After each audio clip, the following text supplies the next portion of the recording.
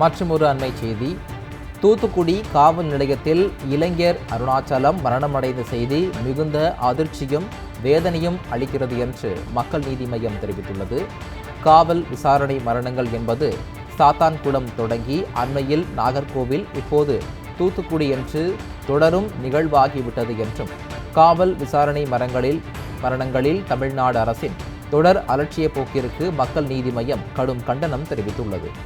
நேர்மையான துரிதமான விசாரணை நடத்தப்பட்டு குற்றச்செயலில் ஈடுபட்ட அனைவர் மீதும் உரிய சட்ட நடவடிக்கை எடுக்க வேண்டும் என்று மக்கள் நீதி மய்யம் தெரிவித்துள்ளது.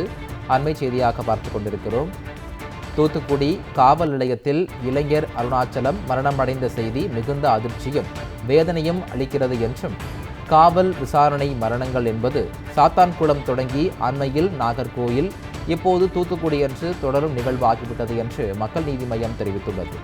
காவல் விசாரணை மரணங்களில் தமிழ்நாடு அரசின் தொடர் அலட்சிய போக்கிற்கு மக்கள் நீதி மய்யம் கடும் கண்டனம் தெரிவித்துள்ளது.